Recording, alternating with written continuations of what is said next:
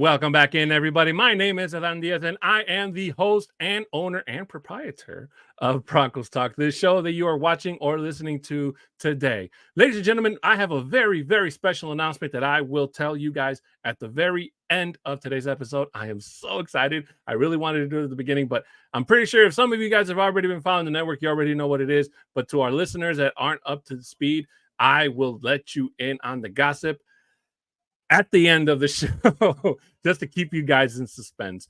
But we got to get a couple of things out of the way before we get started, just as we always do. Ladies and gentlemen, this is Broncos Talk on the Orange and Blue Network. So please make sure you like, subscribe, share, comment, and like on all the shows we have here on the network on Orange and Blue. Johnny and Isaiah have worked really hard. They've built this company from the ground up. I say company because we're like a family here. So please make sure you like, subscribe. There's a lot of great content for everybody. In case this is not your show, we have something for everybody. And speaking of something for everybody, we are on a simulcast. So we are also broadcasting on the MHRT network. So please make sure you like, subscribe, and share them on all of their shows because they as well have great content that you could like, see or show. There's always something for anybody. So whether you're a really hardcore fan, even more so than some of us you see here, which believe it or not, there are some really hardcore fans out there. I'd love to meet them. Or if you're just getting into used to living here in Broncos Country, we love to have you. We love to see you. Please make sure you show your love for all the shows on both networks. Also, if you're listening to us on audio after the fact and you're not able to join us live, that's perfectly fine. Please make sure you like, subscribe on all the podcast channels, wherever it is you get your podcast from.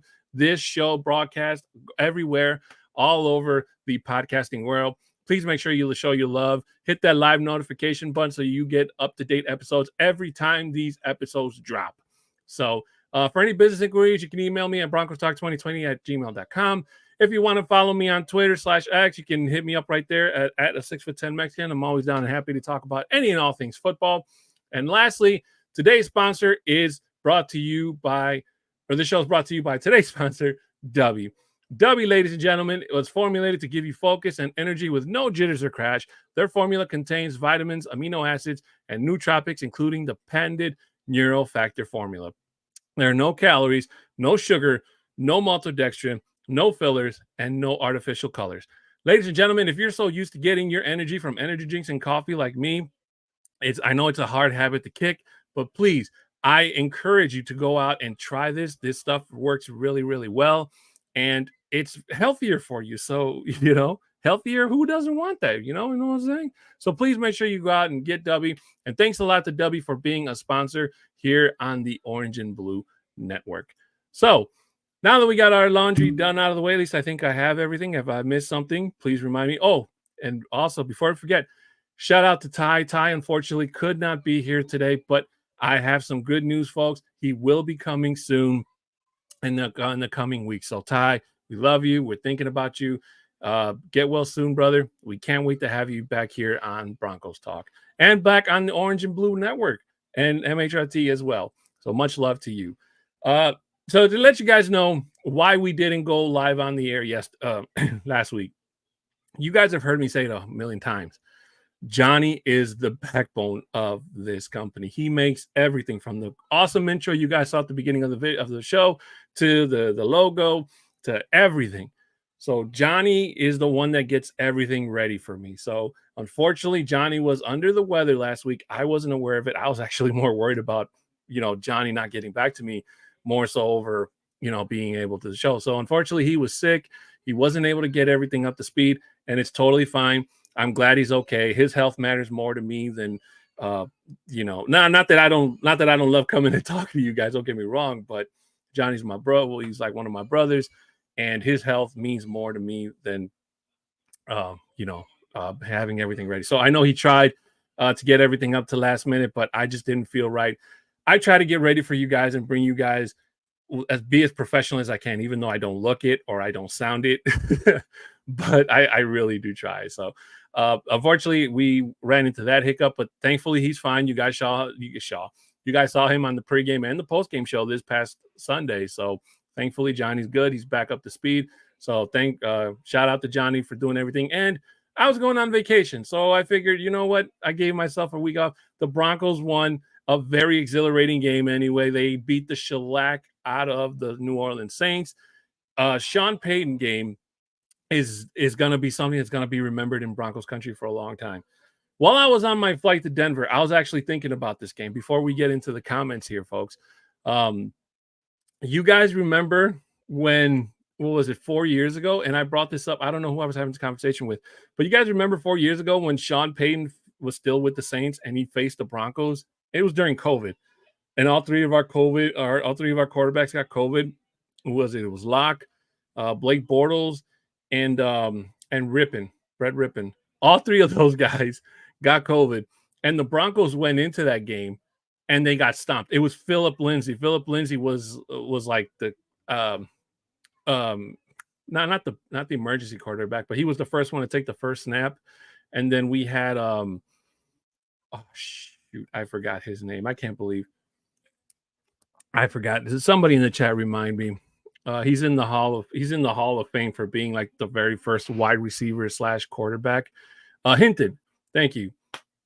And he came in and he played. He tried his best, but it unfortunately wasn't good enough, and the Broncos got stomped. Sean Payton ran all over Denver in that game. So him going to New Orleans and doing the exact same thing to the Saints and not taking it into consideration, not playing conservative, just for the simple fact that the Saints didn't have a quarterback. They didn't have most of their main guys except for Alvin Kamara. Didn't take no prisoners and just ran amok. Now, that to me was very beautiful, and it was a statement that needed to be made because it also ties into what we saw in against Carolina. But before I get into that, before I keep talking, let's get into the comments. Let's saying hi here to some of the fans already here in the chat. D-Rock saying, big game this Sunday. The football gods are feeling generous in our favor. I can feel it. Damn right, D-Rock. Thank you so much for being here, my friend. It's always a pleasure to see you here on the show. Ladies and gentlemen, as I stated at the beginning of the show, I have a very special announcement. So please make sure you tune in. Stay tuned to hear what it is at the end of today's show. Blitz B Reppin jumping in. He's saying, D-Rock, much love, brother. Also saying, Adon, my man, can't wait till Sunday. Can't wait to. That almost sounds like a tongue twister. Oh, man. But I missed you guys. I really did. It was kind of weird not recording not even audio on a Wednesday. But you know what? It had been a while since I'd given myself a week off. I know when I was doing the whole audio thing, and this is sidebar here, and that's something I haven't done. I used to do sidebar all the time. I kind of just go like a week or two because I felt like there was nothing to talk about. And when I listened to the other pods, I felt like everything that was Denver was already talked about, and I didn't feel like I had anything to contribute to the conversation that wasn't already talked about. So that's why during this past year, it was kind of like it was a roller coaster, So I do apologize about that. But now that I am part of the Orange and Blue Network alongside with MHRT, like we have a consistent schedule. Thanks to Johnny. He's able to give me all the stuff ready to go, the music, the lights. Well, maybe not so much the lights, but and all I have to do is just sit here and talk to you guys because I'm not the most tech savvy guy in the world. Unfortunately, I'm getting old. But going back to what we were talking about, Carolina, folks, that whole thing that happened with J.C. Horn coming up and complaining that the Broncos ran up the score towards the end of the game, like that to me was so childish and it was so unprofessional. And the reason I say this is because they were lucky that Courtland Sutton fumbled that ball, which, by the way, pissed me off. And it pissed me off even more seeing it in person, even though I was all the way up in the nosebleeds. But still, seeing it on the Jumbotron, it pissed me off because it really robbed a Bo Nix. By the way, there should be a link that you guys see at the bottom of this video where you could vote for player of the week. Please make sure you go and vote for Bo Nix. I've already done it. Johnny and the guys in our group and our Broncos chat have already done it. So please make sure you guys go and vote for Bo Nix. The man put on a hell of a show. Doesn't matter if it was just against the lowly Panthers. Hey, football is football. And going back to my original point, look at last year when the Broncos went into Miami and literally got their asses handed to them by the Dolphins. Nobody on that team went in and laid into Miami. Nobody. Not one damn person went up to the Dolphins and said, "Hey man, you guys are bogus for running up the score." Hell no. That's what you do in football. When you play a bad team, you punish them for it. Now, if you want to hold back and get a little conservative, like not run the ball and throw, that's a call you decide to make. But you also cannot give an opposing team an inch because they will take a yard or in some cases a mile. Okay. That's just how football is. Now, if your feelings got hurt, hey, tough, tough shit. Okay. That's just how it is. The Broncos got, again, they got the hell beat out of them and got set probably for the most points put up on an NFL team in history to date. And not one person, not even me. Even though I was sad as hell and mad and all that, I took my anger out on the coaching staff, not on the Dolphins. Okay. And then I will admit that whole thing where Mike McDaniel went up on the crowd and started like supposedly telling people to just pick a play. That to me that pissed me off, but that wasn't on the Dolphins themselves. That was just Mike McDaniel just being a dick. But the Panthers losing this game, and you know what makes this win even better is the fact that the Broncos beat two NFC South teams back to back. And now both of those teams, the Panthers and the Saints, are facing each other again in their second round. In the first round, the Saints blew them out of the water. Derek Carr was just throwing bombs, and the Panthers just got shellacked. So don't be surprised if the same thing happens again this weekend, even though Derek Carr is probably not going to play. And Shaheem Shakir is unfortunately out for the season. They still have Chris Olave, although he didn't really help anything or very much this past weekend against the Chargers. But hey, right now the Saints are in a free-for-all. They're probably going to unload some players just to try to get out of cap hell. But this Broncos team is surprising a lot of people. And even better than that is they're climbing up the ranks. Okay, the last ranking I saw before we went live on the air today, folks, the Broncos were at the NFL ranked power rankings, 11th place. 11th. Usually in the last couple of years, the Broncos have been flirting between the 20 to 15 spot when they were good, and anything lower than like 2022 was probably like 25th or between 25 and 30 was where the Broncos played. So the fact that there are still people sleeping on this team pisses me off, especially after you guys saw what the Cleveland Browns did to the Ravens. And that was with Jameis Winston. Now, I get it. I will give them credit because divisional games are a whole lot harder to play than non-divisional games. You're usually everybody on that team knows the opposing teams because they play each other twice. So it's how the Broncos and the Chiefs know each other, and the Raiders and the Chargers, and so forth. But still, the Ravens were supposed to go in and blow the doors out of the Browns. Lamar Jackson, Derrick Henry were supposed to run wild, and they didn't. And even more surprising, folks, if Isaiah, shout out to my friend Isaiah, Bronco Gentleman on Twitter. Make sure you hit him up, send him a message, tell him I sent you, say hi. He put it on our group chat that said that Lamar Jackson is on the injury report. I think he's questionable. I'm not saying he's not going to play, but he is hurting. So he took a bigger beating than I thought in that Browns game. So he might not be at 100% come Sunday. And if he can't go, as good as King Henry is, he can't do it all on his own, man. So it's going to be really interesting how the Broncos match up in that game, just to kind of see how it is with just the matchup. I saw I don't know if it was a marquee or a meme, but I saw a picture that said the Broncos defense is the unstoppable force, and the Ravens offense is the immovable object, or somewhere around there, like vice versa. But it's a question that's as old as time that has always been asked. What happens when an unstoppable force meets an immovable object? And it's pretty much, unfortunately, from what I know, a tie. And here, speaking of the devil himself, Johnny Mile High Viking Baki saying, "What up, guys? Lamar is hurt." What? Yeah, that's exactly right, boss. I just laid it down to them. I told them that he is on the injury list. Apparently, he's pretty banged up. If I remember Isaiah correctly, he said that I think his knees or his back, something of that caliber, where he was not 100%. So, uh, but even so, again, and I know I caught a lot of and the boss says groin and back. Okay, I was close. I did say back. I thought it was his knees. Now I did catch a lot of flack from this from my good friend Lindsay a couple episodes ago. If you guys haven't seen that episode, please, I encourage you to go back and check it out. Shout out to Lindsay Bebo, by the way. Uh, but when I told her that when this team plays other teams, I want them to play them at their best.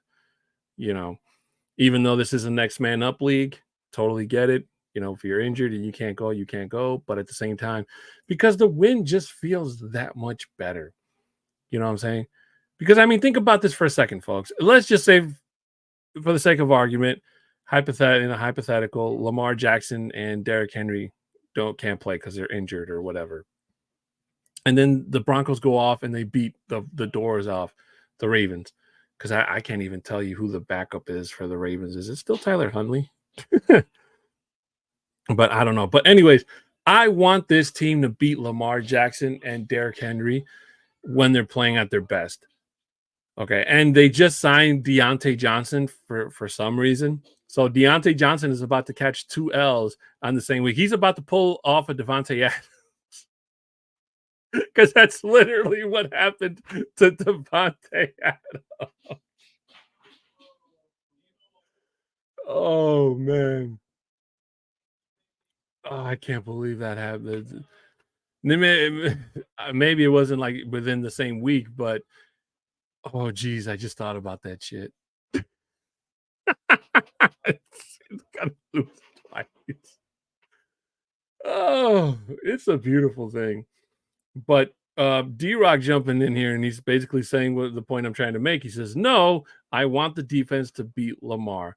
And I do too. I really do, because I don't want people the next day to say, "Oh, this could have been a different outcome if Lamar Jackson was playing," or just take the credibility away from the Broncos just because Lamar Jackson didn't play. And that's kind of what happened last time, if I'm not mistaken. When's the last time the Broncos played? I don't remember if it was the one where Vic Fangio was still the head coach, and then he pulled that Lamar Jackson or the Ravens pulled that stunt where instead of taking the knee, Lamar Jackson kind of ran it just for some extra yards or something like that, and it rubbed uh, Vic Fangio the wrong way, and rightfully so when he was the head coach. And I agree that was some bogus stuff, but hey, it is what it is. So that's the last time I think the Broncos and the Ravens matched up, and the Ravens won that game. Unless there's another game I can't remember or think of. I know there was the one with Philip Lindsay when he fumbled and I think he got hurt, but I think that was at a much earlier time, because that game with Philip Lindsay, the one I'm thinking about, was the one in Baltimore. The one with Vic Fangio where Lamar and the Ravens ran the ball instead of taking the knee was in Denver. So 2 different timelines. D-Rock jumping in back in saying, "Exactly. I don't want excuses." Me neither, brother. The boss, Johnny Bach, is saying, "Truth. I don't give a damn if we beat them with or without Lamar. A win is a win, and it's just one step closer for us to the playoffs. I don't care who it's against or how we have to get it." Again, I totally agree. And if it happens too. However, it's not going to stop people from trying to take credibility away from the Broncos. And that's the part that kills me. And obviously it's people that are not Broncos fans. It's to kind of give you an example. It's kind of like a lot of people who aren't Chiefs fans are dragging the Chiefs for being undefeated, even though we all know that they should literally have lost 4 games by now. They should be what, 3-4 instead of 7 or whatever it is that they are right now. But it's kind of like that. And I just don't want them. I want the Broncos to beat the teams at their best. Now, if it comes down to it where Lamar Jackson can't go, totally get it. It's the next man up. But then I'm really gonna have to get ready for an argument the following week when you guys are gonna see it all over the news media. And it's hard enough trying to get people to respect the Broncos and saying that the Broncos are just more than a wild card team. They're an actual playoff team. Okay. And this isn't a what if situation like where we were last year. This is a must definite. The defense is playing some of the best football they have been playing. And yes, there's going to be hiccups along the way. There's going to be games where they kind of get caught off guard. But when they do, they're usually able to bounce back. And if they get kicked in the gut, they're punching the offense back in the face.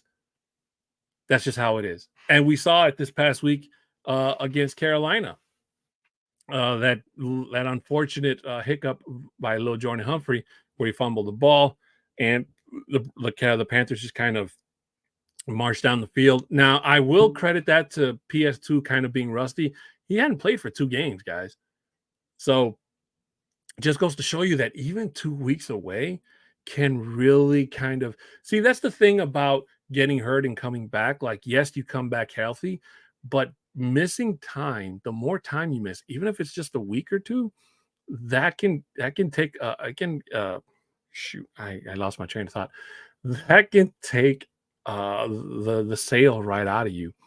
See, and that's what's so dangerous about the bye weeks, guys. I was saving this for a little bit later for the OT part of the Today Show, but look at the Bears. The Bears going into the bye, even though yes, they did play really crappy teams or whatever, but they were like world beaters, and they lost to the Commanders in a game that they should have won by a touchdown. Exactly what the Broncos did to the Commanders last year with that Hail Mary, where the Broncos actually should have won that game. It's the exact same thing that the Commanders did to the Bears, but they actually won their game. So, but the same scenario, damn near. But it's just, and the Broncos have to be ready. They really do. Like PS2, yeah, he got beat on that coverage play by Leggett, but after that, he was back to his old lockdown self. It was back to business as usual. And I don't even count that last touchdown that they made because it was literally just a garbage time touchdown. Now, if I was if I was the head coach, how would the Panthers feel if I told them, "Oh, how come you went and scored on that play where you picked up the fumble from Surtain or from Sutton? How come you guys didn't just run the clock out?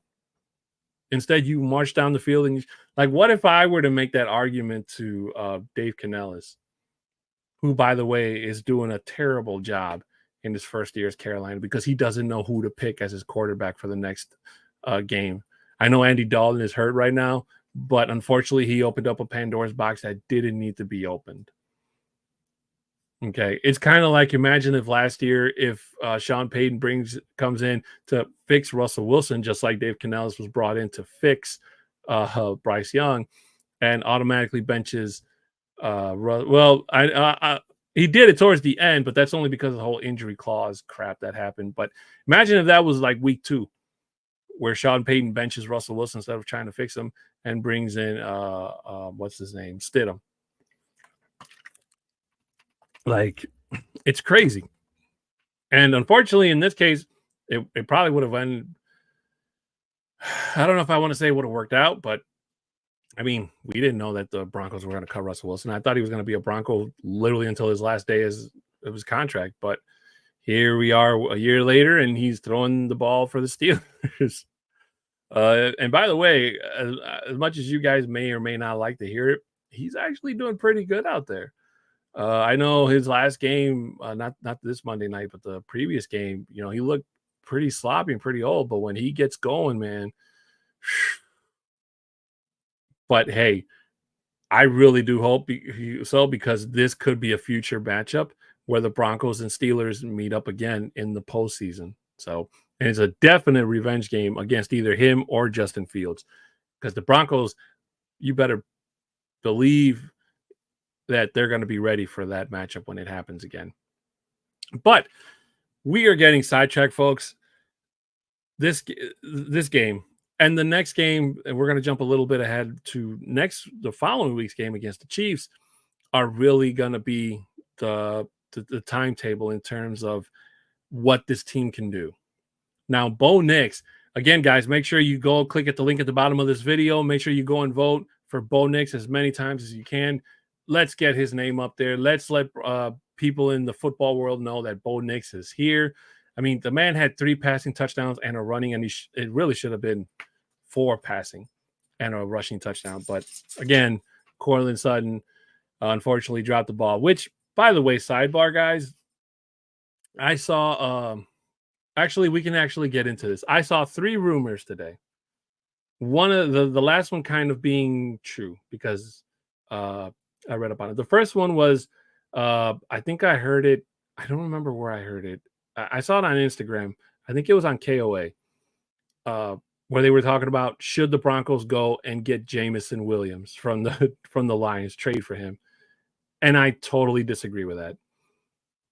I totally do. Like, don't get me wrong. I think Jamison Williams is a player he's trying his best to be a big name wide receiver, but unfortunately, I don't think he'll fit very well with this Broncos team. And in terms of trading, now, if he's a free agent next year, hey, different story.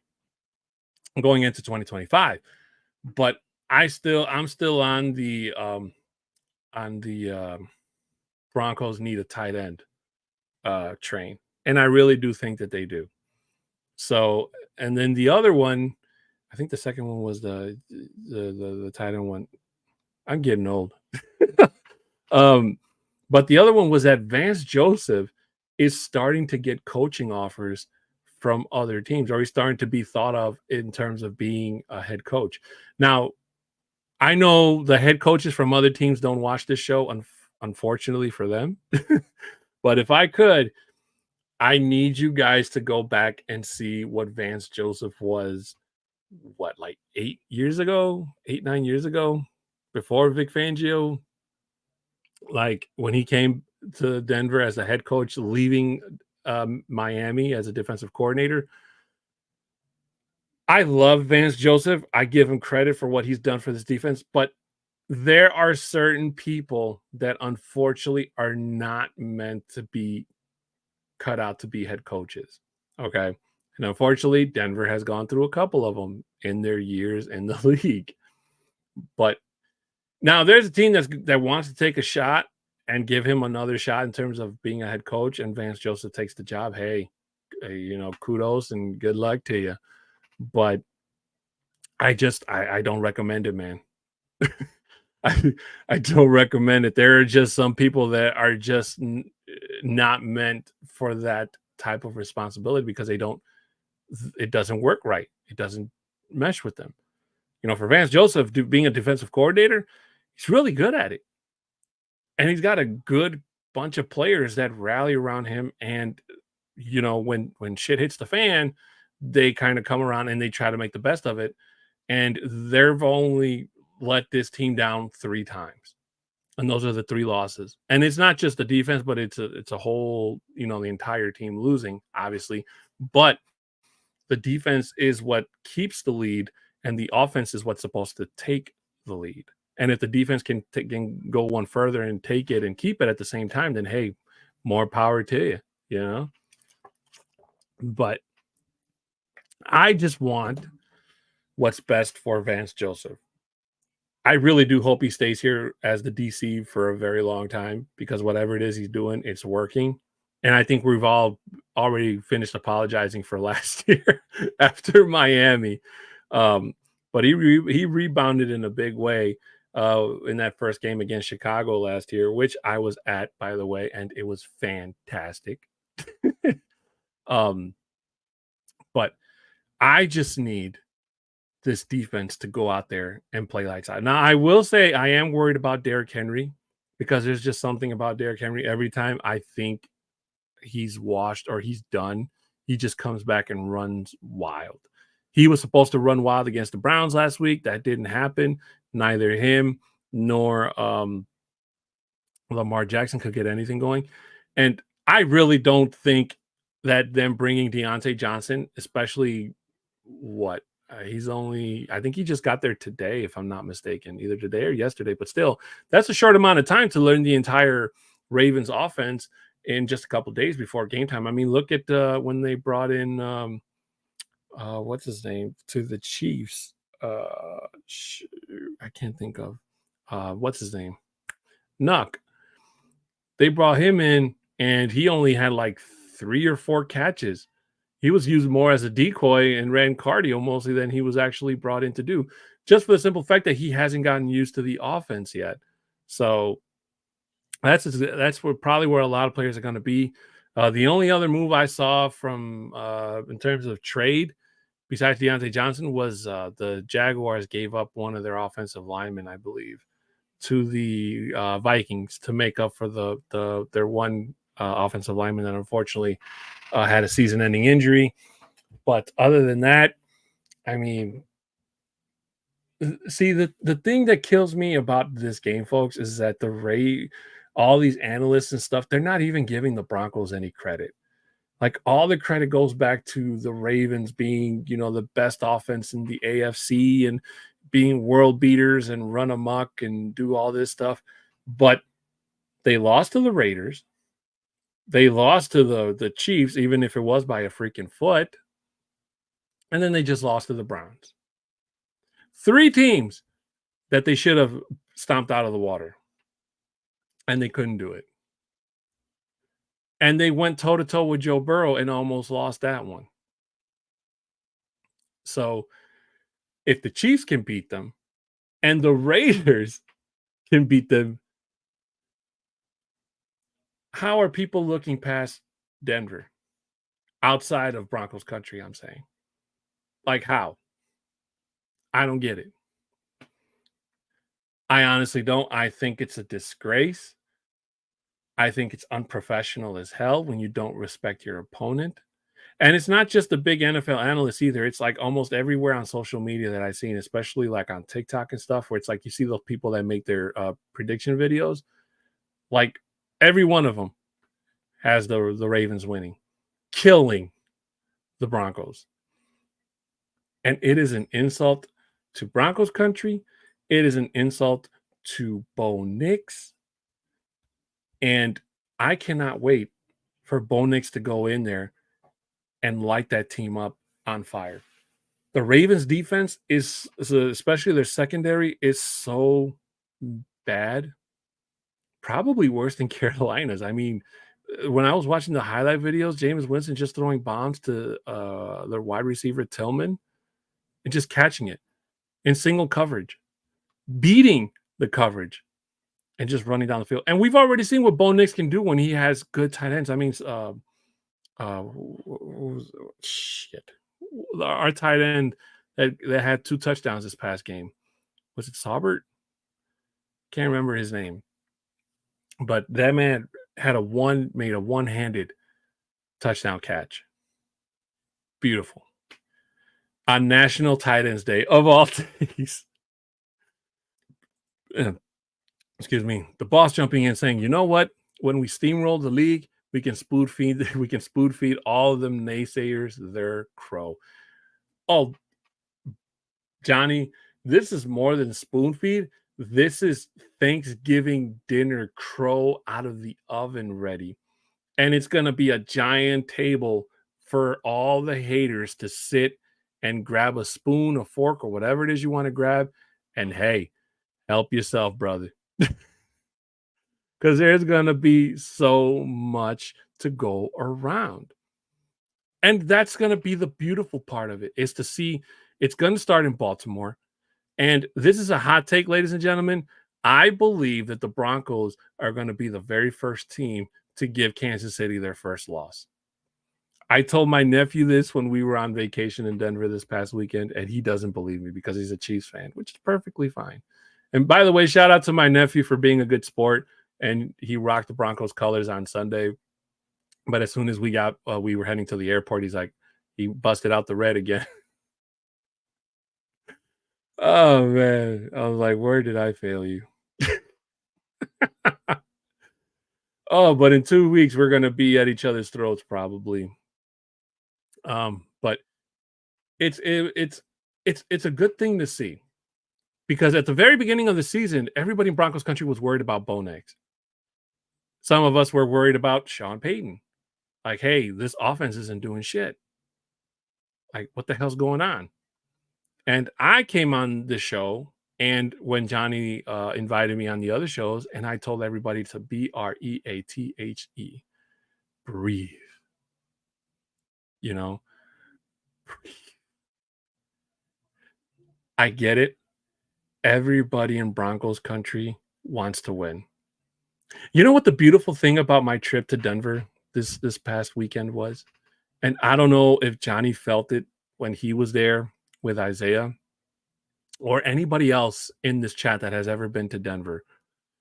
But the second I touched down last Friday morning, when I touched down, when those airplane wheels hit the ground, I felt the energy right away.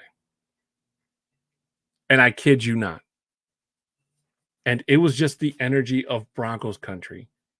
And getting off of that plane, and once I got my rental car and I drove, and me and my nephew were just driving around because it was too early for us to check in.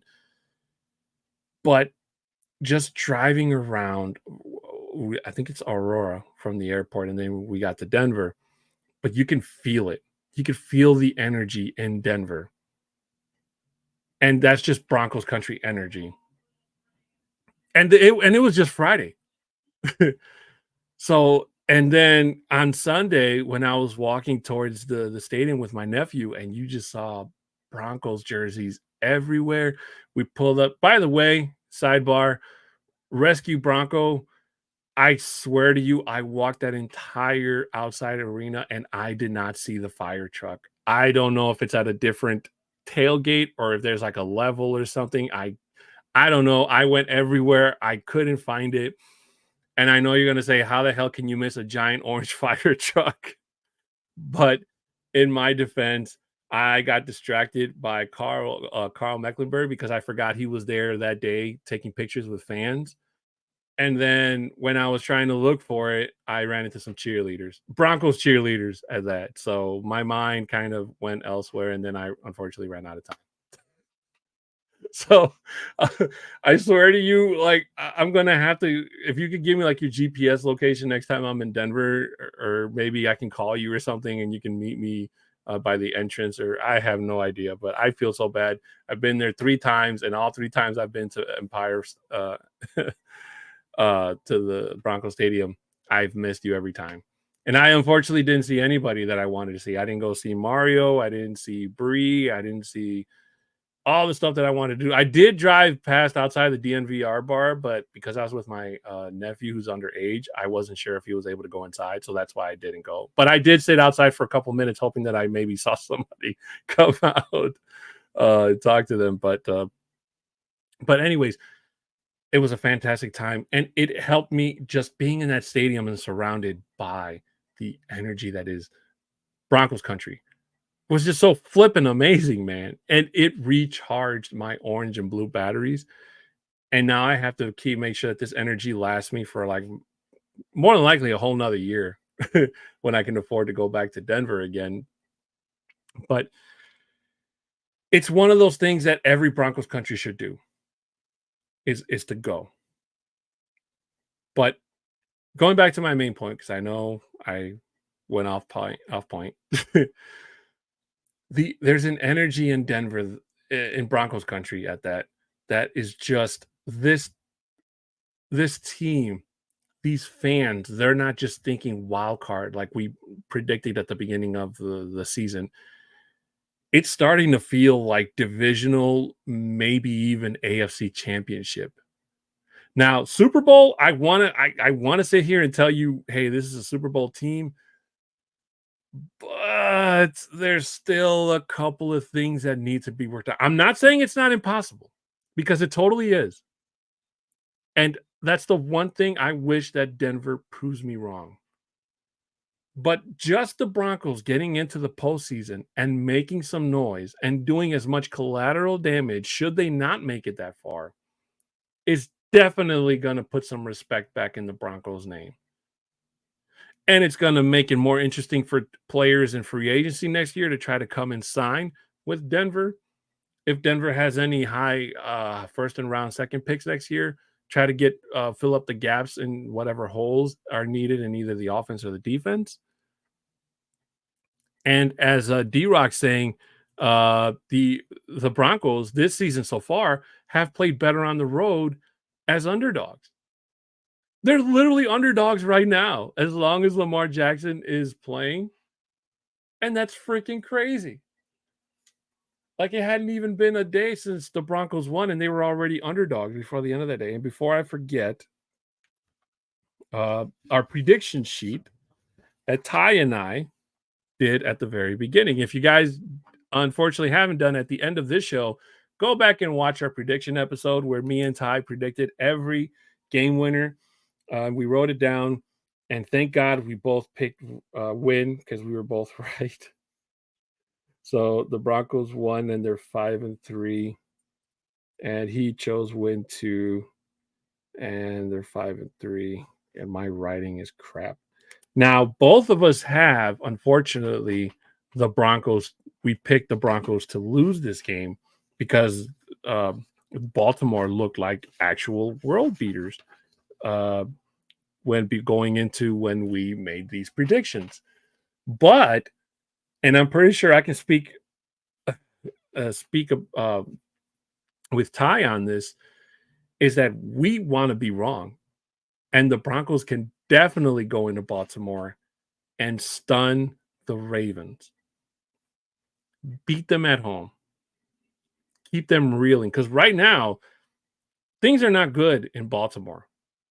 Okay, I don't care what Ravens fan you talk to or tells you. There is no way that they're sitting pretty and that they're that they have their noses down on Denver. No freaking way.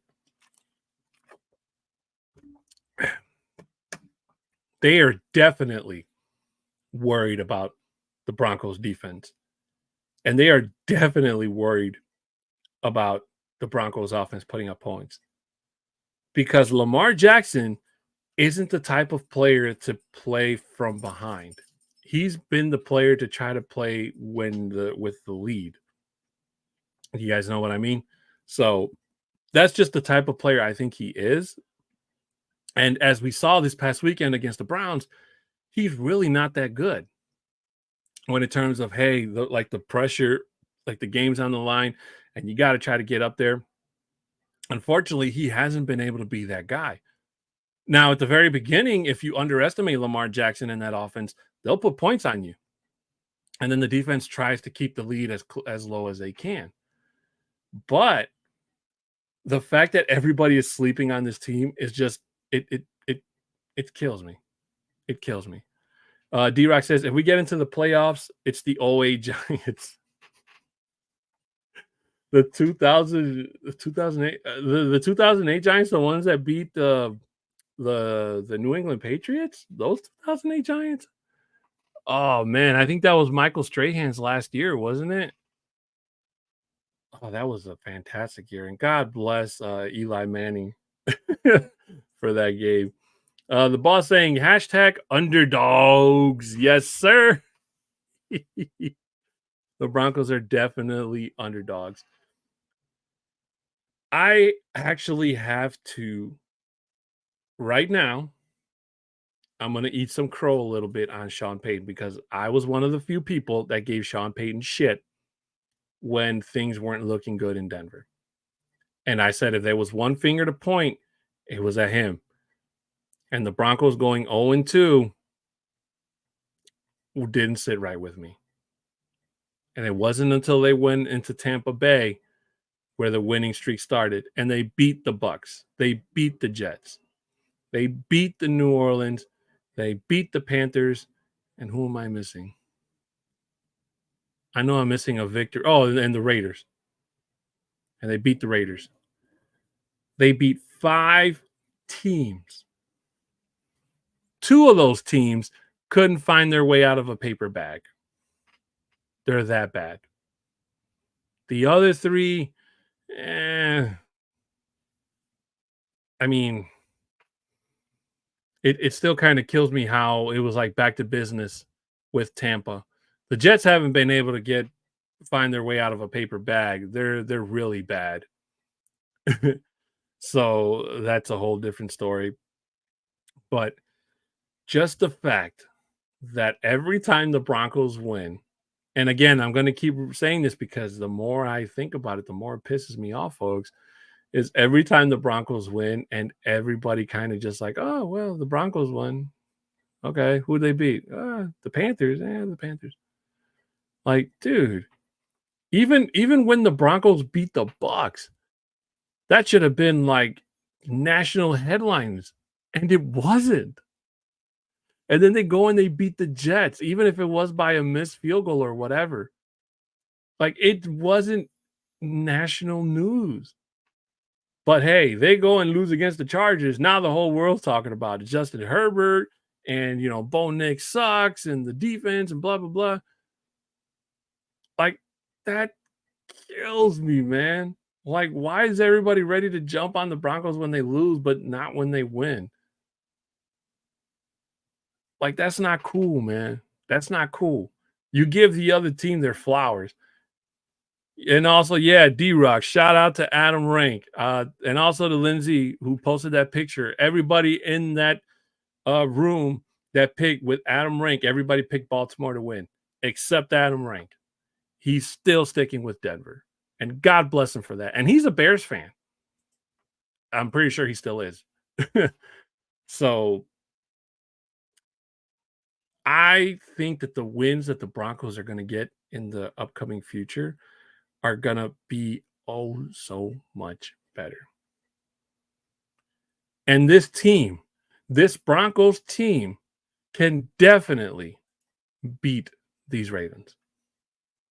And it wouldn't even come close. It wouldn't be like, oh, it was by a point or what have you. It's like, no, I don't think so. I honestly think that the Broncos are going to run away with this game. A lot of people are saying that it's going to be close, and may be so. But if Lamar Jackson, if he plays, it doesn't look like he's going to be at 100%. And Lamar Jackson, when he's not 100%, well, any quarterback, but especially a quarterback like Lamar, if he can't use his legs to scramble and run like he normally does when he's healthy, that puts him in a box. That puts that entire offense at risk. I will say the one thing that scares me about the Ravens is Mark Andrews and the resurgence of one Mark Andrews, because Mark Andrews is kind of starting to find his footing in Denver and in Baltimore. I don't know why I said Denver.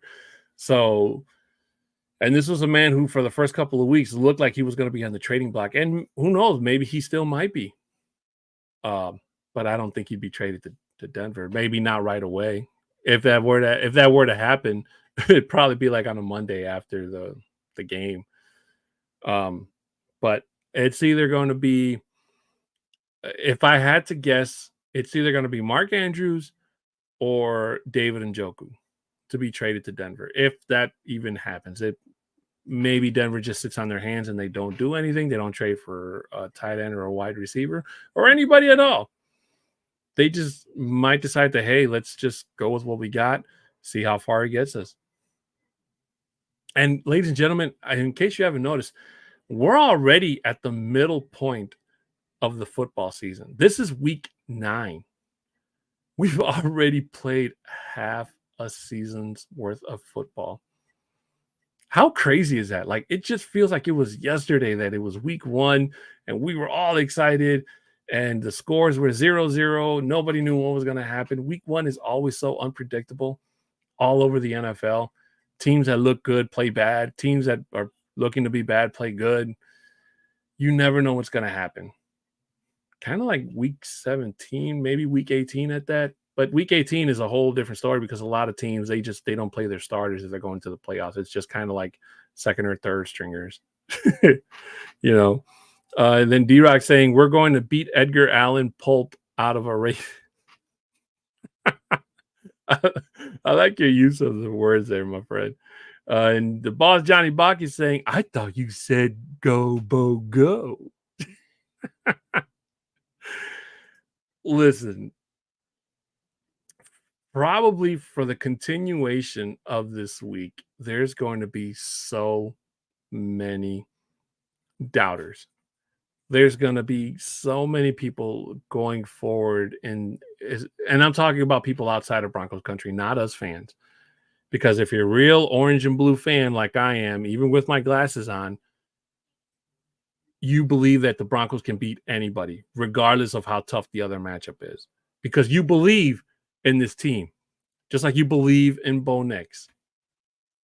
Now, I said after, well, I didn't actually say it, but well, did I say it? I don't remember, but I'll reiterate it. The one thing that I didn't like from that Saints game about Bo Nix is that he played, it kind of looked like he was still playing from week one, Bo Nix. I mean, Honey Badger had a pick right in his hands and he dropped it. That should have been intercepted. And then in one play, Bo Nix threw over his, I think it was his tight end, in between his tight end and his wide receiver. So it looked pretty rocky.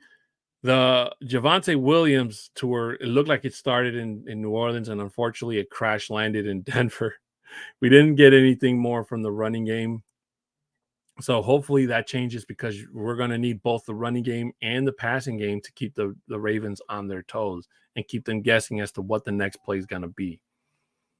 So I'm glad that he turned it around. And I'm really hoping that what we saw this past weekend against the Panthers was the Bo Nix coming out party, and not just because it was the Panthers, that the Broncos could do like all this crazy stuff that they were doing where Cortland Sutton on a fourth down play just threw the ball. It was kind of cool to see because I never thought Cortland could throw a pass like that, but he made it, and it was just Sean Payton playing with his food. So whether you like it or you don't like it, it is what it is.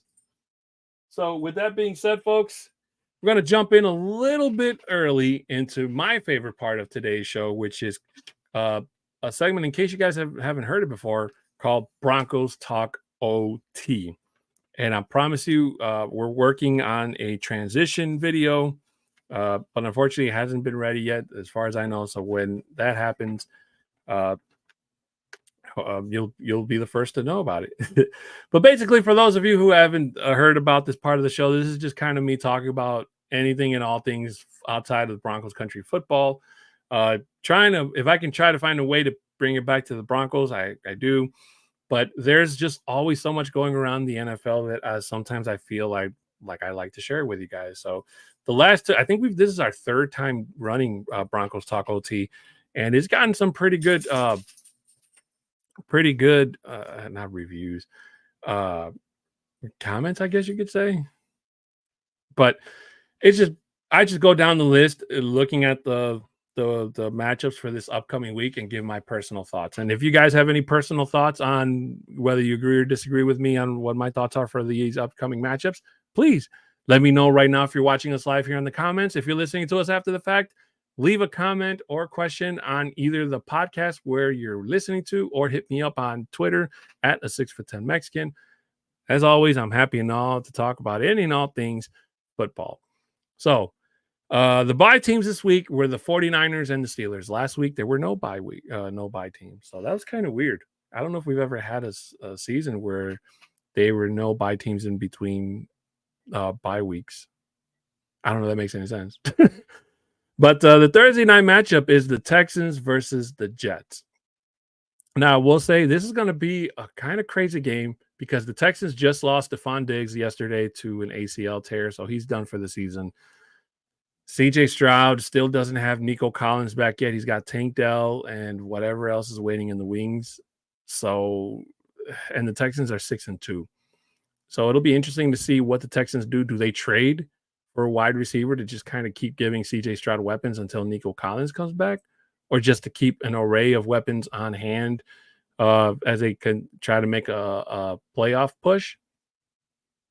I mean, it's kind of crazy. But What I can tell you is that compared to what CJ Stroud was last year, it's a big step back to what I thought he'd be this year. And I'm not just saying that because I have him on my fantasy team, but that's just the kind of honest truth. I mean, last year CJ Stroud was putting up 3-4 touchdowns easily a game, and now he struggles to put up 1 or 2 at most.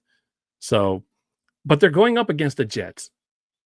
Now, Aaron Rodgers and these New York Jets have been the headline for all the wrong reasons these last few weeks. Ever since they fired Robert Saleh, and now Robert Saleh's got like some weird position with the Packers in terms of I don't know what that title was they gave him, but I think that entire organization screwed up. They honestly are. Nobody over there knows what they're doing. Not the owner, Woody Johnson, not Aaron Rodgers, whoever the hell their interim coach is. Nobody knows what the frick's going on, except for Aaron Rodgers. But apparently Aaron Rodgers can do whatever he wants and say whatever he wants, and he gets it. I don't know if I said this on the show last time, but to this freaking day, I don't know why they went and got a wide receiver. Like, Aaron Rodgers doesn't have any time in the freaking pocket, and you would figure that they would go and get somebody to help protect him, give him more time. So far, Garrett Wilson and Lazard have seen more passes thrown to them than Devontae Adams has since he's become a Jet.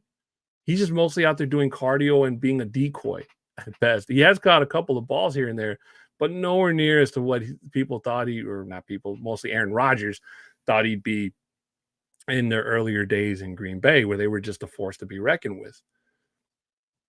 So they lost to a team that just a few weeks ago they embarrassed on national TV.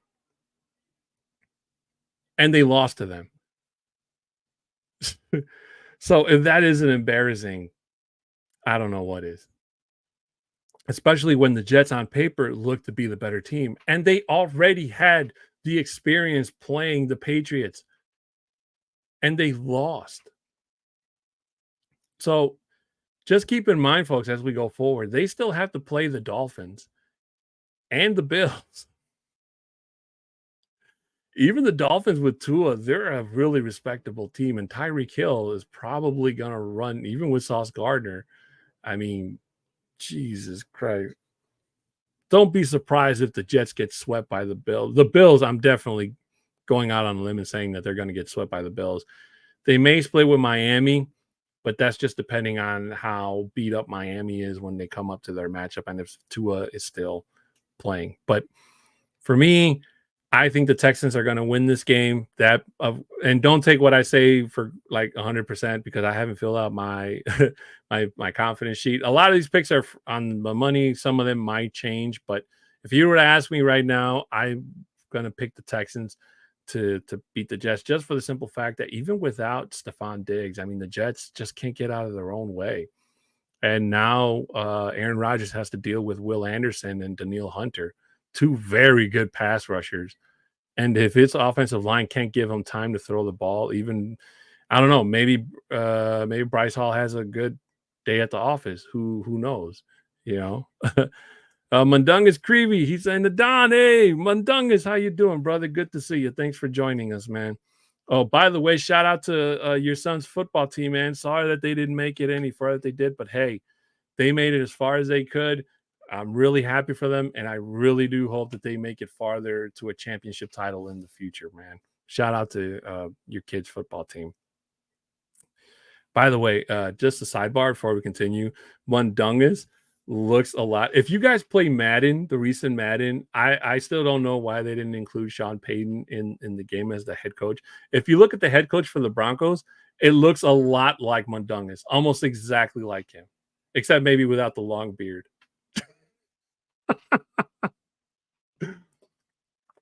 But when I was playing my Madden game yesterday, I just realized that, and I thought it was hilarious.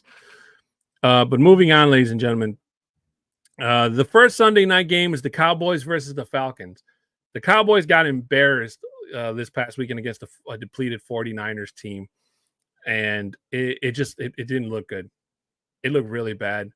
And who was it? somebody told me that, oh, the Cowboys lost because they didn't have DeMarcus Lawrence, Micah Parsons, and uh, I forgot some other player on their defense. That's why they lost. And it's and my rebuttal to that is, you guys had all those guys when you faced the Lions, and you still got smacked. You guys still had all those guys when you faced the Saints, and you still got smacked. So them not being in there and Dak only seeming to be a great quarterback in garbage time, there's a you think the Jets have problems. The Cowboys have even bigger problems, and their bigger problem is that Jerry Jones refuses to give up power so that the team can improve. And unfortunately, that's going to be the sad reality of things in Dallas for quite a while. And that ship is going to continue to burn and sink to the bottom of the ocean. And there's no one saving it until Jerry Jones gives up control. And unfortunately, we know that there's only one thing that can happen that's gonna happen, uh, unfortunately, before that does. Uh, but they're playing the Falcons. Kirk Chains, man. Kirk Chains, the way the Falcons beat up. Oh, was it the Falcons? I'm sorry, that was the Bills. But the Falcons won their last game, and it kind of looks like the Falcons have found their footing. And I know Kyle Pitts had a pretty good day on National Tight Ends Day. Oh, they played the Bucks. That's right. So it was their second matchup against the Bucks. It wasn't as exhilarating and exciting as their first matchup, but they swept the Buccaneers. So they now own that division. And this is a team that the Broncos are gonna see in a few weeks. So that's gonna be a tough matchup between kind of like what they're talking about, immovable force and unstoppable logic type of thing. But for me, I'm going to say the Falcons beat the Cowboys because Kirk Chains, I mean, he's starting to find his groove. Justin Simmons, I mean, continues to be a big. I don't know if he actually played this past week. I think he was hurt. But when you give a guy that type of confidence and a guy like Kirk Cousins, man, he's starting to kind of look like the Kirk Chains before he went down when he was in Minnesota. The Broncos and the Ravens are the second game. Obviously, we talked about that today. Go Broncos, always and forever. Miami and Buffalo. Oof, another AFC East divisional game. You know what? I'm glad that Tua is back. But the thing that kind of broke my heart is when he slid and everybody in the stadium cheered. Like, the fact that you're cheering for a guy not to get killed on the field, I mean, it's kind of diabolical in a way and kind of dark. Like, I know why they cheered. It was meant with good intention, but when you look at the meaning behind it, it's like, I'm praying for you, Tua. But unfortunately, the Dolphins paid this man a lot of money, and we've seen over the last couple of weeks that this offense cannot work without him. So, but for him to come back, and unfortunately, they lost last week against the Cardinals. They should have beat that team. And unfortunately, they're going into this game 2-5 against the Buffalo Bills, who are the ones that put the shellacking on the Seahawks. And the way the Buffalo Bills played Seattle was how I expected Denver to play Seattle back in week 1. And unfortunately, that didn't happen. But Josh Allen, I'm not sure if this is the game where Von Miller comes back. If it's not this one, it's the following one when the suspension's over. But once they get Von in there, I mean, the Bills have Amari Cooper. They have a resurgence in Keon Coleman. What was that other young man's name? Khalil Shakur, I think. So they may not have Diggs anymore, but they may have been able to find something with Amari Cooper. And even though he wasn't a factor this past week, that first game against the Browns, man, like that's going to be scary. But unfortunately, the Miami Dolphins, even though their offense is kind of starting to get back into gear, their defense is totally and not working very well. So I think that they're going to lose this game. So I'm going to give it to the Bills. And probably like the worst game out of the entire Sunday lineup, and that's the Saints and the Panthers. Again, as I said at the beginning of the show, the one beautiful thing about this episode is the fact that I came on here and I said that the Broncos beat the shellacking out of both of these teams in back-to-back weeks with a mini bye in the middle of it. So um, I honestly don't know who to pick here. I mean, Spencer Rattler, he's not the guy. He plays as a backup. Bryce Young, unfortunately, is so broken. But if I had to pick one, I'm probably going to say the Saints, just for the simple fact that the Saints defense is better than the Panthers defense. And it might be the Saints, unless they make any changes in terms of trading their best players before Sunday's game, like they trade off Lattimore or Cam Jordan or any one of those other guys. I don't think so. Unless Andy Dalton comes back. If Andy Dalton plays, Andy Dalton probably gives them a better chance of winning and kind of tying the series up and getting some sort of redemption from that week one. I don't think Derek Carr is back. I think he's still on IR, so he's more than likely not going to play. And Spencer, I mean, that could be a game that just comes down to field goals, if I'm being honest. Oh man, that's going to be a terrible game. But I'm going to say Saints win that one, and the Panthers continue to circle the drain and be the number one top pick. Raiders and Bengals. Of course, I'm never going to pick the Raiders unless it's like a divisional game and it's not the Broncos. It'd probably be the only time. But the Bengals, they're going to be playing with a lot of fire. I know they're embarrassed about losing that game to Philly. That was a game that they felt that they should have won. I thought so too. And the fact that they lost it in that fashion was just no bueno. And the Raiders they're just so broken. I have no faith in Gardner Minshew. Aiden O'Connell, I think, is on the IR. So who knows what the hell's going to happen with him. Their defense is just kind of like wherever. Max Crosby might be even traded before the deadline. I'm hearing rumors that he might go to Detroit because Detroit is in heavy need of a pass rusher help type of guy. So, but even then, I think that the Bengals are going to Jamar Chase and T. Higgins. I don't think he played this past week. I think he was hurt. So if he does play, that gives the Bengals better options. But they do have Yosevas, which I'm kind of surprised. I don't know if he's hurt, but he was when he won me a couple of fantasy weekend games earlier this season before T. Higgins came back. So I'm surprised he hasn't been a factor with Higgins out. But still, I think the Bengals are the better team and they're playing at home. So I'm going to give it to them. Chargers and Browns. I can't pick the Chargers because I hate the Chargers. So I'm just going to say Cleveland. The fact that the Browns are playing better with famous Jameis instead of Massage Watson, that just tells you something. And I think the writing is on the wall. I think the Browns are going to do exactly what the Broncos did next season, and they're just going to cut and take the hit. It's going to be a lot of money, but I feel like the Browns have dragged their name through the mud ever since Deshaun Watson came to Cleveland long enough. And there is no way in hell that there is somebody in that office that regrets letting Baker Mayfield walk or go or cut or whatever happened to him. Just getting rid of Mayfield altogether. Yes, he's not having the best of seasons in Tampa Bay, but hey, it's not his fault. His best main weapons got hurt. But when he has them, look the hell out. But I think the Browns probably do enough to win this game. The Chargers are there's just something about I know Ladd McConkey's had a pretty good game last week, but I feel like J.K. Dobbins is taking a huge step back. The Chargers running game is not exactly there, especially after that one a rookie running back kind of had his moment in the sun against my Broncos, which I still hate to say, but he hasn't been heard of since that game. So I think the Chargers are going to fumble that one, and I hope that they do. The Commanders and the Giants. Well, this is a no-brainer. The Commanders are riding a wave so high. They beat a Bears defense that was pretty formidable coming out of the bye week, one of the best defenses in the league, if I'm not mistaken.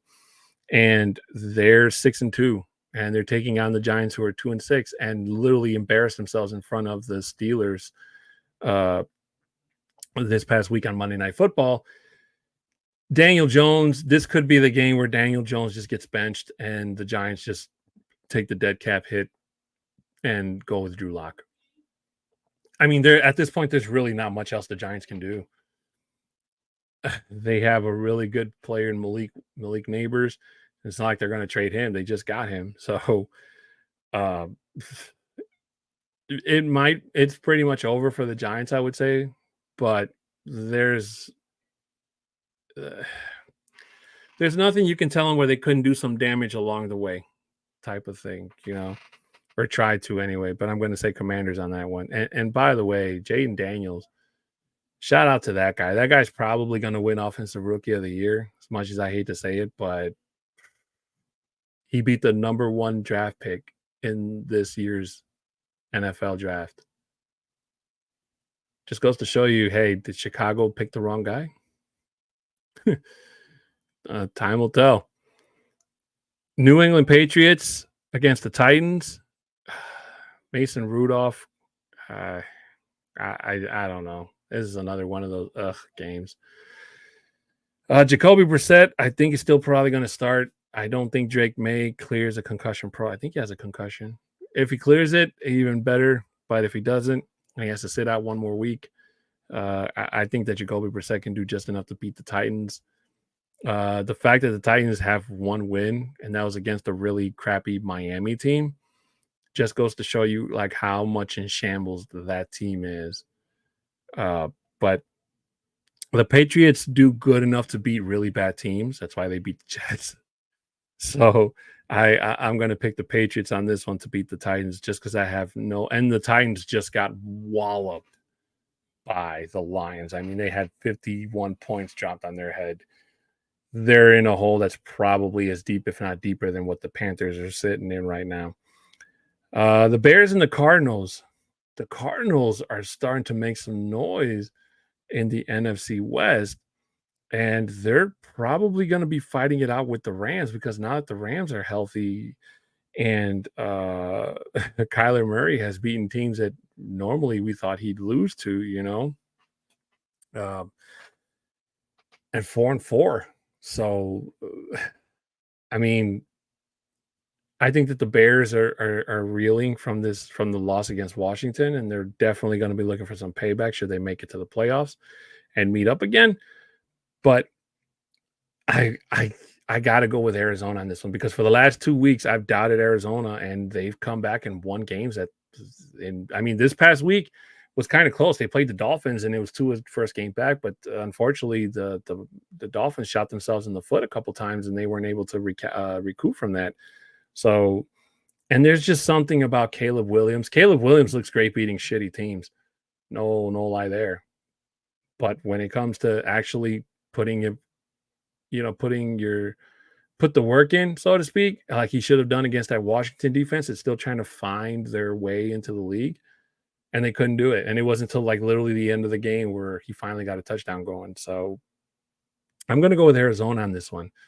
I think they're going to do just enough to kind of squeal past the Bears, and Arizona seems to be playing better at home than they do on the road. So, except for that one comeback road game, I forget against who it was, but it was pretty close. The Jaguars versus the Eagles. I mean, the Jaguars are starting to trade players away, so the fire sale starting to go down. The Eagles at Vic Fangio defense is starting to take its shape, it looks like, and Jalen Hurts is starting to find his groove, it looks like, as an Eagle. And this could be the game where Doug Peterson gets fired for the second time in Philadelphia, only not as an Eagle. I read that somewhere today, and it cracked me the hell up, because it's so true. Because I'm pretty sure that's what's going to happen. If the Jaguars lose, which is probably more than likely, don't be surprised if they pull the trigger on him and just go with an interim coach for the rest of the season. And then Doug Peterson's going to end up on somebody's coaching staff somewhere next year as an offensive coordinator, I want to say. Detroit Lions versus the Packers. Now, this one's a hard one. Giggity. I couldn't really decide, because these are two really good teams. The only way I'm going to make this decision is if Malik Willis plays. I know he's played pretty good in Jordan Reed's absence, but the Packers haven't faced anybody like the Lions yet. Not even in that kind of crappy week 1 showdown in Brazil against the Eagles. If Jordan Love plays, then I'll probably still roll with the Lions, but with this, especially this type of division game where these 4 teams are literally really close to trying to be the NFC king of the North, I'm probably still gonna roll with Detroit, but I'll be more comfortable if it was Jordan Love facing off against Jared Goff instead of Malik Willis. But either way, I'm still gonna go with the Lions. I just think that the Lions offense is playing some really great freaking football. Some of the best that they've seen in years, and it's probably the best in the NFC. And they're definitely gonna be more than likely be the number 1 seed if they keep playing like that going into the end of the season and into the postseason. So go Lions, go. Rams against the Seahawks, another divisional game. Woohoo, baby. All these divisional games. I'm excited. Matt Stafford, now that he has Puka Nacua and Cooper Kupp, and with Kyron Williams, I mean, that's a crazy 3-headed monster right there. And we saw last weekend what they were able to do against the Vikings. So, and that was a game that I had the Rams losing. I thought the Vikings were going to stomp them out, and unfortunately it didn't happen. And by the way, sidebar, that whole, like, I get it, the refs missed an obvious face mask call, but even if the Vikings get that, there wasn't enough time, and I really don't think Sam Darnold had enough time to march down that field and get the necessary points. So I'm not saying don't be mad about the missed call, but be mad just about that.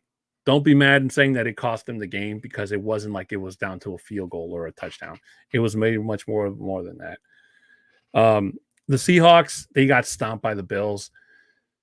There's just something about Geno Smith that I just don't think. I don't know if it's Geno Smith or the fact that Pete Carroll's not there. The defense is starting to kind of go backwards. They really should have played it a lot closer to the Bills, and they didn't.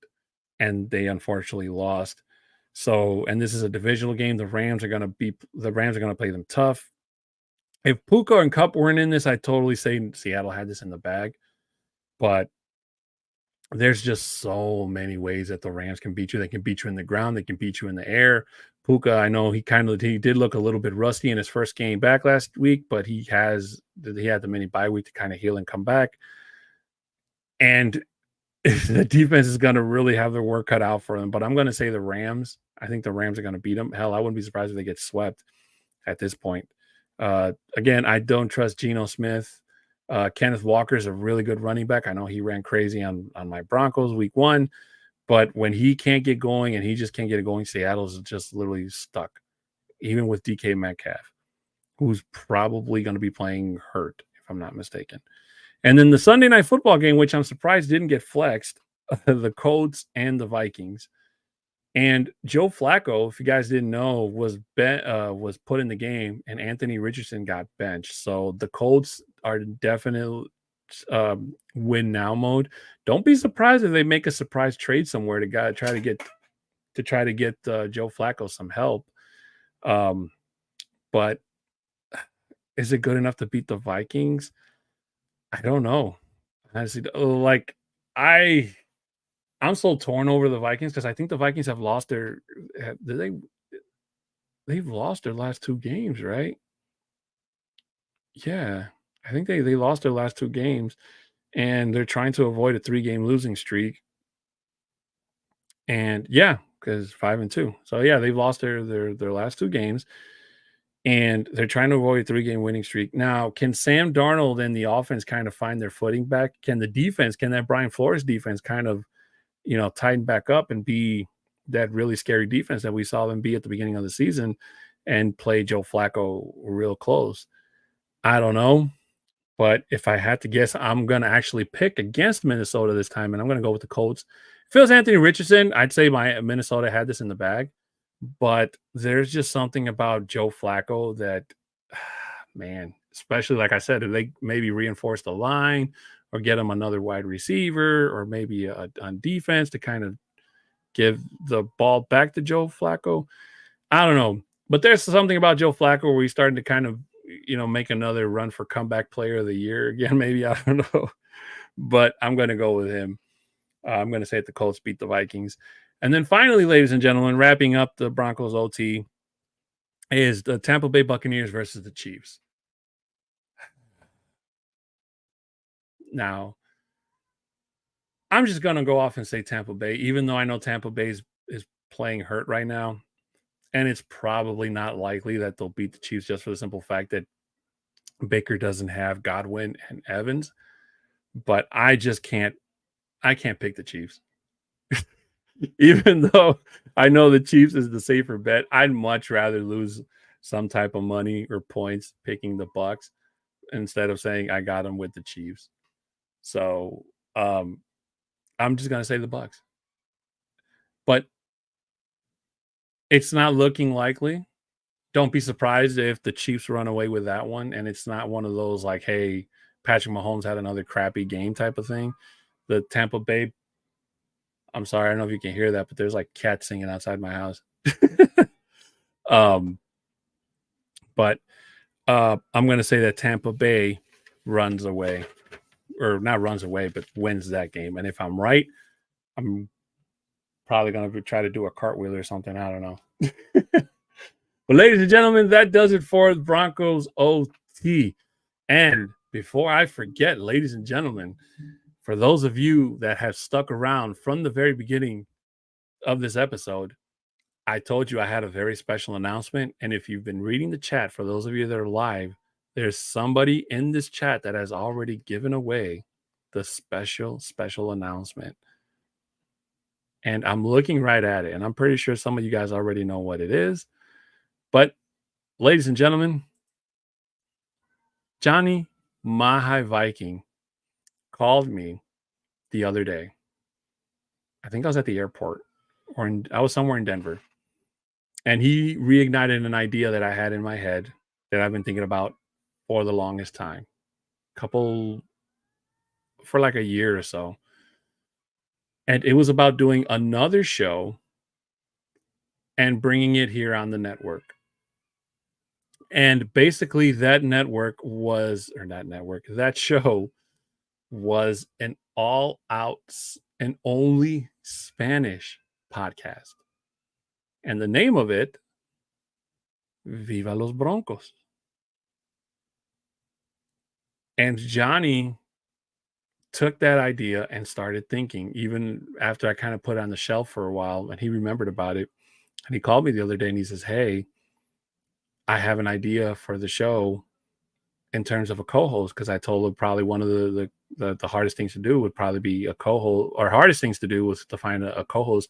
Because the thing about the show, ladies and gentlemen, I'm not saying you can't tune in and listen to it, but it's only going to be in Spanish. So nada más vamos a hablar en español, así como les estoy hablando ahorita. Así va a ser desde el empiezo hasta el fin, which means it's only going to be in Spanish from the beginning all the way to the end. So Johnny reached out, and if you guys haven't seen Bronco, shoot, I had his picture up. Let me see if I can find it for you guys. Stay with me here. I had it and I lost it. Kind of weird seeing myself, watching myself, if that makes any sense. But he reached out. I cannot find it.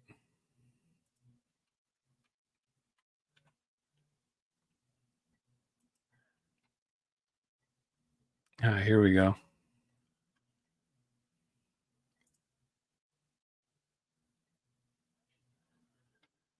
Let me see if I remember how to do this right.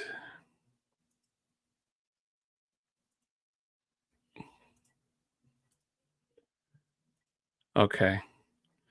So this right here is my good friend E. And E is part of the Bronco Lucha. And that's him on the cover of Sunday's program. Like, how amazing is that? And when Johnny told me, like, I couldn't believe it. I thought it was amazing. And E is going to come and be my partner, my co-host on um on Viva los Broncos. So I can't wait to have him on the show. It's gonna be fun. It's gonna be great. We still have a couple of things to iron out in terms of details and intro and all that good stuff. Bronco Libre. I'm sorry, I mispronounced it. Bronco Libre. Uh, but I hope if you guys don't understand Spanish, I totally understand. But if you know anybody that's a Broncos fan and that listens to or wants to listen to this in Spanish, I highly encourage you guys to help us spread the word. Uh, but make sure you guys are tuned in, signed into, and following us on all of our socials so you get live information, up to date info as it becomes available about when the show is going to launch, when it airs, what day, and what time you can find it. Okay. So uh, I can't wait. I think it's going to be amazing. I'm really excited about it. Johnny's got, he's been our back, our supporter, and he's going to help us guide us through this entire process and help bring another great show to the platform. So, ladies and gentlemen, that's going to do it for today's episode of Broncos Talk. Thank you guys so much for tuning in. Sorry for yapping your ear off all this time for too long. But again, please make sure you follow us on all the links you see here on the Orange and Blue Network. Subscribe, share, comment, and like. There are so many shows we have here for you guys to listen to. And as I just told you guys, we have another great show on the way. So please make sure you like and subscribe and share to get the word out. Also, a simulcast on the MHRT network. Please make sure you like and subscribe and share their content as well. They have a lot of great programming on there as well. You just saw Mundungus, who is the owner and founder of MHRT, here in the chat earlier. So shout out to him. Thank you so much for stopping in and talking Broncos with us.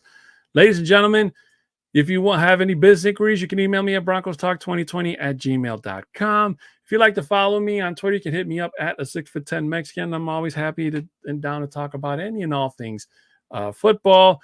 If you're listening to us after the fact, please make sure you like and subscribe anywhere it is, wherever it is you guys get your your podcast from, Apple, Google, Amazon, all those good places. Subscribe, send me a screenshot so that I know that you guys are doing out there, helping out. You're doing your part to support the show. Please make sure you subscribe and leave reviews so that way we know you are watching the show, and then so we can try to find ways, if there's ways you don't feel that we're not bringing up to par, how we can be better. Of course, and as always I say, please continue to support any and all forms of Broncos media out there. Show your support. There are a lot of great podcasts out there that, even though they're not part of these networks, folks, there's still great articles. There's still great things to listen to in terms of Orange and Blue. And some of them are even smarter than me. So always down and happy to say, please help show your support. And then D-Rock, before we leave, saying, oh yeah, McGlinchey is hurt. Well, if that isn't something to go out on, I don't know what better way to do it. Anyways, ladies and gentlemen, this has been Broncos Talk on the Orange and Blue and MHRT networks. My name is Adan Diaz, and it has been my pleasure being your host tonight. Ladies and gentlemen, have a good night, good morning, whatever it is you're listening to this podcast. Enjoy the rest of your day. Ravens, you're going down, because it is time, ladies and gentlemen. Show your support and say it with me. Let's go, Broncos!